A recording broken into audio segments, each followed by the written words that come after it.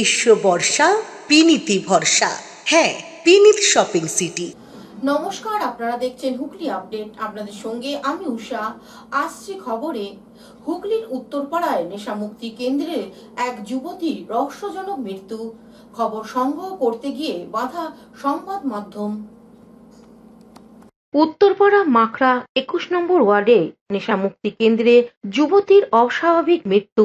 Homeopathy চিকিৎসক ডেকে health certificate দেওয়ার অভিযোগ। সংবাদ মাধ্যমকে সংবাদ সংগ্রহে বাধা। পরে পুলিশের হস্তক্ষেপে ময়নাতদন্তের ব্যবস্থা।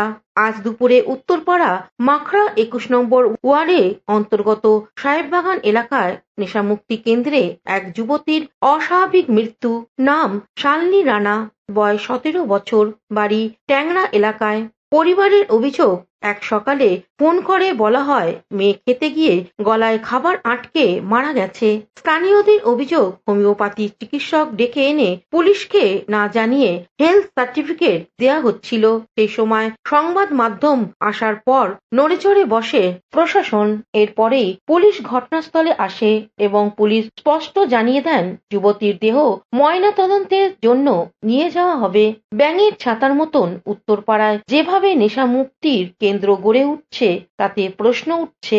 এই বিষয়ে পুরসভার পৌরপ্রধান দিলীপ যাদব কি জানাচ্ছেন শুনবো। অবশ্যই চাঞ্চল্য ছড়াবে, অবশ্যই এগুলো নিয়ে তো এটা করা উচিত।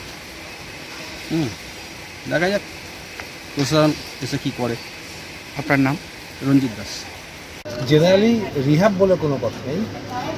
আর যদি নর্মাল ডেথ বা ন্যাচারাল ডেথ হয় সেক্ষেত্রে যে কোনো ডাক্তার সার্টিফিকেট ইস্যু করতে পারে।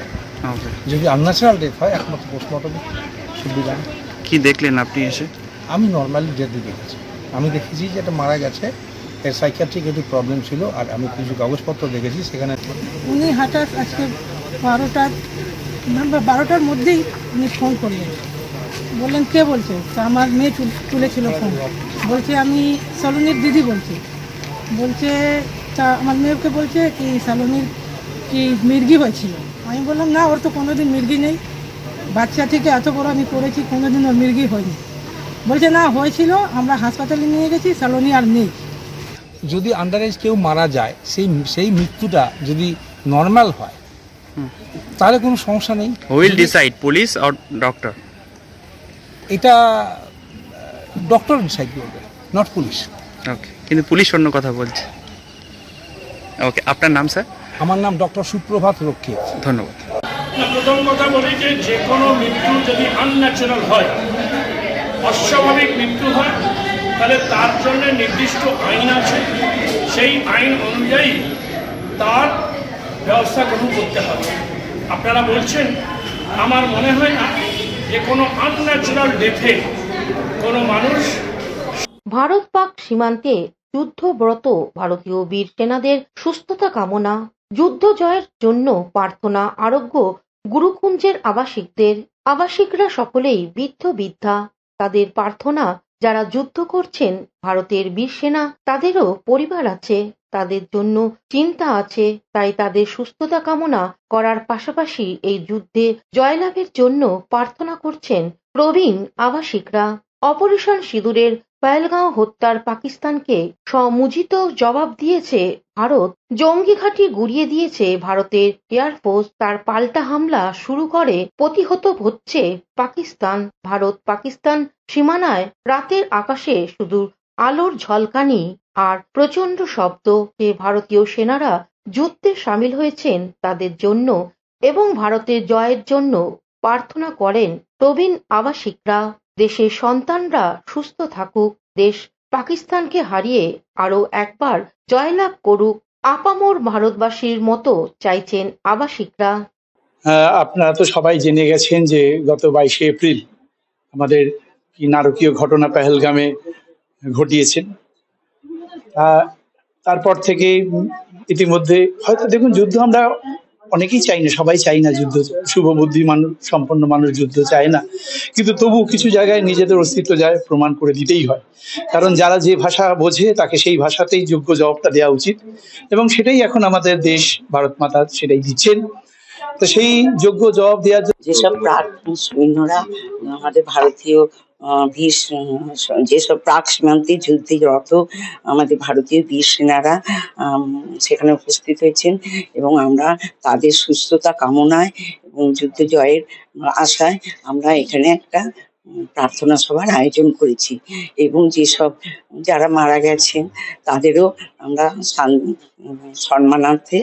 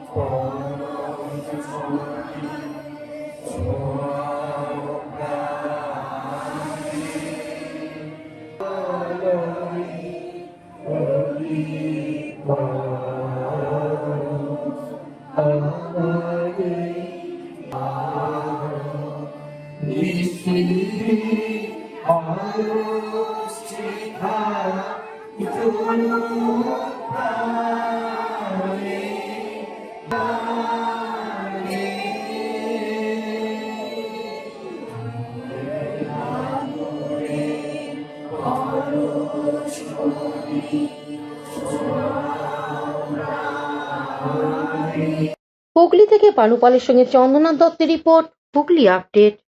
এখন নিয়ে নেব বিজ্ঞাপন বিরতি। বিরতির পর ফিরে আসছি খবরে। শীত, গ্রীষ্ম, বর্ষা, পিনিতি ভরসা। হ্যাঁ, পিনিত শপিং সিটি। যে কোনো মরশুমের রেডিমেড জামা কাপড় পাওয়া যায় একই ছাদের তলায়।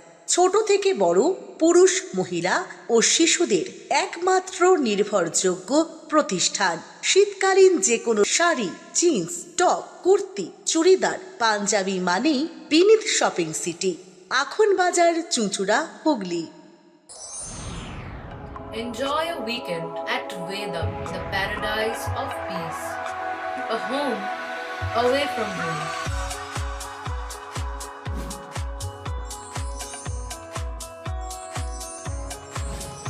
See yourself resonating with the nature.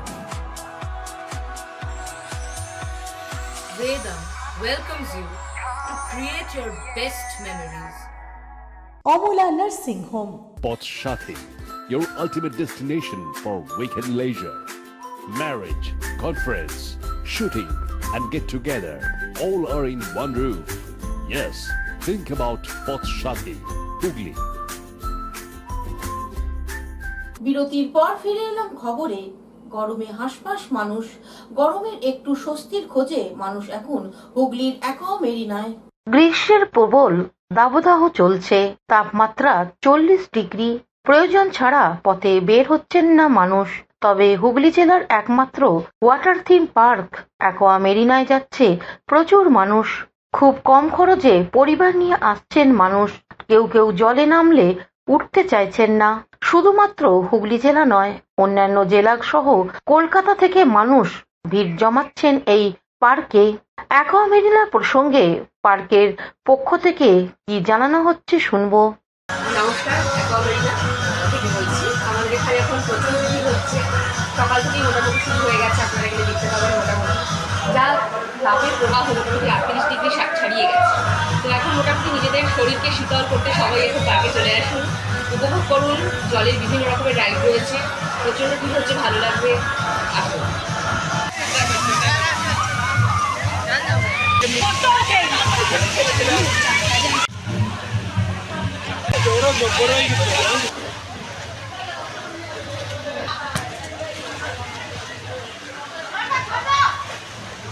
Hooghly থেকে চন্দনা দত্তের রিপোর্ট, হুগলি আপডেট। হুগলির বড়বাজারে মাধব দত্তের বাড়ি, বর্তমানে দত্ত লজ। একটা সময় রবি ঠাকুরের পিতার অনুরোধে গেয়েছিলেন গান। দেখুন বিশেষ রিপোর্ট। 1993 সালে মাঘ উৎসবের সময় চুঁচুড়ার জোড়াঘাটে নিকট মাধব দত্তের বাড়ি, এক কথায় দত্তলজ জমজমাট। রবি ঠাকুরের পিতা মহর্ষি দেবেন্দ্রনাথ ঠাকুর এসে গেছেন গঙ্গার ধারে শাস্তর দ্বারে, আর সেই সময় মহর্ষির ডাক পড়ে রবির এবং জ্যোতি দাদার। মহর্ষির কথা মতো রবি ঠাকুরকে গাইতে হলো গান। চুঁচুড়ার দত্তভিলা বা জমিদার মাধব দত্তের বাড়িতে হারমোনিয়াম ধরলেন জ্যোতি দাদা, গান ধরলেন কবি। কবি ঠাকুরের সুললিত কণ্ঠস্বরে সঙ্গে চুঁচুড়ার গঙ্গার ধারে দত্তভিলার প্রাচীন ঐতিহ্যের সম্পর্ক মিশে একাকার হয়ে গেল। দত্তভিলাতেই কবির পিতা মহর্ষি দেবেন্দ্রনাথ কবিকে গানের জন্য উপহার বাবদ 500 টাকার চেক দেন। কবির কাছে এই উপহার ক্ষুদ্র হলেও এটাই স্মরণীয় ঘটনা, ঐতিহাসিক স্মৃতি। এই স্মৃতিকে উস্কে দিয়ে চুঁচুড়ার ঐতিহ্য সংগঠন দ্বিতীয় পদক্ষেপ 165তম কবির জন্মদিন পালন। রবি ঠাকুরের পদার্পণে যে বাড়ি ঐতিহ্যমণ্ডিত, সেখানে কেন জন্মদিন পালন করবেন না? আজকে এই অনুষ্ঠানে দত্তভিলার বিবরণ দেন অতনু কুমার বসু। কবিতা পাঠ, সঙ্গীত, আলোচনার মধ্য দিয়ে কবির জন্মদিনে শ্রদ্ধা জানানো হয়। কবি শ্যামলজিৎ সাহা, গল্পকার নিত্যরঞ্জন দেবনাথ, প্রবাল মিত্র, পল্লবী বন্দ্যোপাধ্যায়, প্রভাত মিশ্র সহ বিশিষ্ট জনেরা উপস্থিত ছিলেন। একটি ঐতিহ্য নামে ফেসবুকও খোলা হয়েছে বলে জানান কবি দেবজাত রায়। আমাদের ঐতিহ্যের পক্ষ থেকে ঐতিহাসিক দত্তভিলায়, যেখানে দেবেন্দ্রনাথ ঠাকুর দীর্ঘদিন থেকে গেছেন এবং পিতার সঙ্গে সাক্ষাতের সূত্রে রবীন্দ্রনাথ এসেছেন, এবং সেখানে আমরা এই অনুষ্ঠান এর আগে কেউ কখনো ভাবিনি যে এই দত্তভিলায় রবীন্দ্রনাথের জন্মদিন পালন করা হতে পারে। আমরা ঐতিহ্যের পক্ষ থেকে এই ধরনের অনুষ্ঠান করে থাকি। মজলিসি আসর, পুরাতন বাড়ি, যেগুলো ঐতিহাসিক স্থান, সেই সমস্ত জায়গাতে আমরা এই অনুষ্ঠানগুলো করি। আজও আমরা প্রথমবার, আমার যা ধারণা, পশ্চিমবঙ্গে এই প্রথমবার ঐতিহ্যের পক্ষ থেকে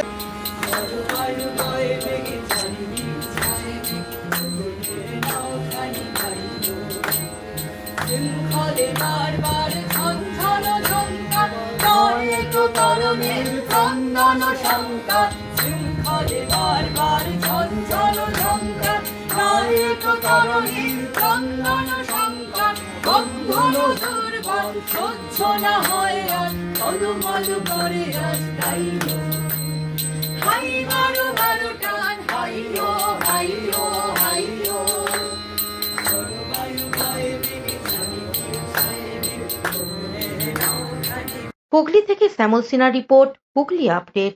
চুঁচুড়া স্টেশনে সন্ধিরকটে মুক্তা আবাসনে রবীন্দ্র জয়ন্তী পালন হয়ে গেল। জন্মদিনে তাদেরকে সম্বর্ধনা প্রদান করা হচ্ছে চেতনা গ্রুপের পক্ষ থেকে। যারা আয়োজন করেছে তাদেরকে অসংখ্য ধন্যবাদ। মাননীয় সভাপতি মহাশয় সম্বর্ধনা। গীতা মন্দির ছেলের জীবনের সাফল্য কামনা করি। পরিবারের যারা এসেছেন অভিভাবক হিসেবে তাদেরকেও আমার ধন্যবাদ জানাই। আজকে একটা বিশেষ দিন।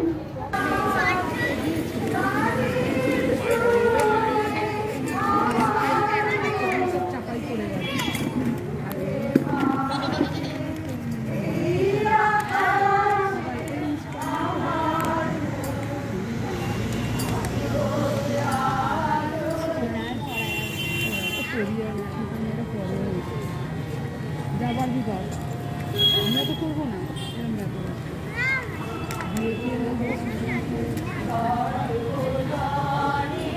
কয়েকজন এলো না,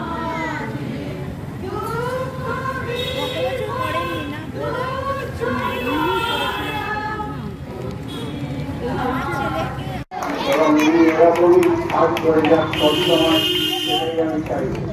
ওনাকে কেউ আগে ওরা রান্না আজকে আমার নিমন্ত্রণ এবং অন্য সংস্থা থাকা সত্ত্বেও ওনার কাজটাই করাতে পারবে। আমি এসেছি আপনাদের কাছে। ছাত্রছাত্রীরা যারা আজকে এই অনুষ্ঠানে সংগঠিত হবে, তাদের ভালো রেজাল্ট করার জন্য তাদের প্রত্যেককে ভালোবাসা, শুভেচ্ছা ও ধন্যবাদ জানাই। তাদের পরিশ্রমের জন্য তাদের যখন সম্ভব হয়েছে এবং তারা এটা কন্টিনিউ করবে, এই আশীর্বাদ থাকবে এবং আগামী দিন তাদের আরো ভালোভাবে এবং আরো পরিশ্রম করবে আরো সোসাইটি এই সোসাইটির প্রতিটা সদস্য পরিচালক মন্ডলী পরিচালন সমিতিতে যারা আছে তাদেরকে আমি ধন্যবাদ শুভেচ্ছা এবং আমাদের এখানে বর্তমানে প্রধান অতিথি এবং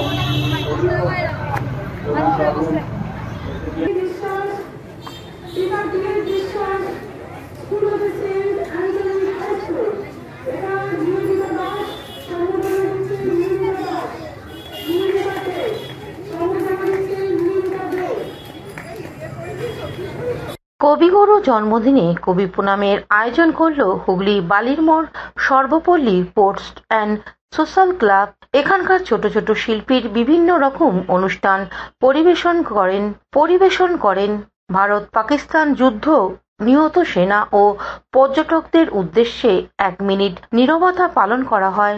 এবারের কর্মসূচি প্রসঙ্গে গোপাল ঘোষ এক সাক্ষাৎকারে কি জানাচ্ছেন শুনবো।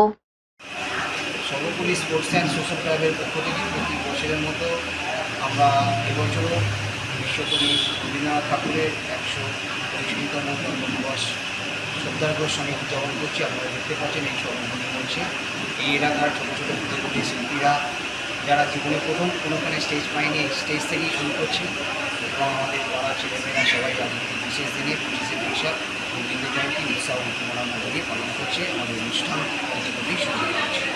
হুগলি থেকে স্বর্ণালী দত্ত প্যাটেলের সঙ্গে উষা দত্তের রিপোর্ট, হুগলি আপডেট। এখনকার মতন খবর এই পর্যন্তই। প্রতিদিন দেখুন হুগলি আপডেট। নমস্কার।